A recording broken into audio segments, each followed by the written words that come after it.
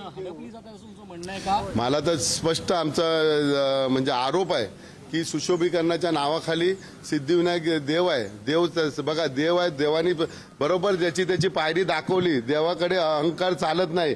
आम्ही सुद्धा देवाला हेच मानतो की तुझा देव आम्ही कुठला चांगला गोष्ट असेल तर आम्ही सिद्धिविनायकला पहिला पाया पडून पुढे जातो. परंतु जे ट्रस्टी आता सध्याचे ट्रस्टी आहेत ते मनमानी कारभार करतात. लोकांच्या पोटावरती लात मारण्याचं काम चालू आहे. टॅक्सी चालकांचा तिथे स्टँड होता, तो स्टँड सुद्धा ते काढायच्या भानगडीत आहे. तुम्ही तुमची सुविधा बस ठेवा, सगळं ठेवा, गव्हर्नमेंटच्या जेवढ्या सोयीसुविधा आहे त्याचं आम्ही स्वागत करतो. परंतु एखाद्याच्या पोटावरती पाय मारू नका.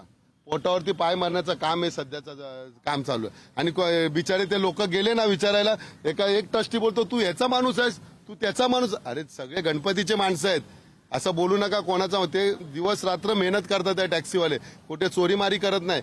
त्यांच्या पोटावरती कुठेतरी आण पाडे. पण आता शेवटी काल मी सातत्याने ऍडिशनल कमिशनर ट्रॅफिकच्या मध्ये बोललो. त्याच्यानंतर विजेंद्रनाथ जे आपले सातारचे मंत्री आहेत ते सुद्धा बोलले काल त्या ऑफिसरांशी. तेव्हा ते म्हणाले की आम्ही स्थानिक आमदारांनी सुद्धा विरोध दर्शवलाय, तर आम्ही तिथे टॅक्सी स्टँड हलवणार नाही. मोठा कार्यक्रम झाला जिथे मुख्यमंत्री उपमुख्यमंत्री आले होते. कार्यक्रमाचा विरोध आहे का? 500 कोटी दिलेल्या गोष्टीला मी 500 कोटी सुशोभीकरण करण्यासाठी आमचा विरोध नाही, पण लोकांच्या सुविधा, आता इथे खेळण्याचं मैदान आहे, तिथं तुम्ही पार्किंग व्यवस्था करताय, म्हणजे तिथे गाड्यांचं येणं जाणं होणार, कुठेतरी एंट्रन्स होणार, कुठेतरी एक्झिट होणार, तेवढी जागा तर जाणार मैदानाची. ऑलरेडी तुम्ही बघा किती ठिकाणी मेट्रोनी जागा, आता ही असे मैदान बघा तुम्ही गोडाऊन करून ठेवलेलं आहे. दुसरं आम्ही सिद्धिविनायक गव्हर्नमेंटकडे एवढीच प्रार्थना करतो, त्यांच्या शेजारीच इथे पुरुषोत्तम वाडी आहे. गेली 5-10 वर्ष ते लोक बेघर आहेत.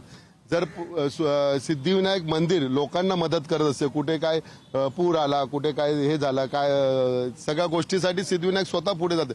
सिद्धिविनायकांनी यांच्याकडे पैसे मागितले नव्हते, हे स्वतःचा मोठेपणा करण्यासाठी हातपाय जोडून तो फंड आणलेला आहे. प्रश्न असा उद्भवतो, कुठे ना कुठे लोकप्रतिनिधीशी बोलायला हवं होतं का? एवढा मोठा कार्यक्रम करण्याच्या अगोदर मी त्या दिवशी मुंबईचे कमिशनर अश्विनी भिडे यांच्याशी जाऊन आम्ही बोललो, तुम्ही लोकप्रतिनिधीला विचारात घेण्याचा विचार नाही का तुमचा?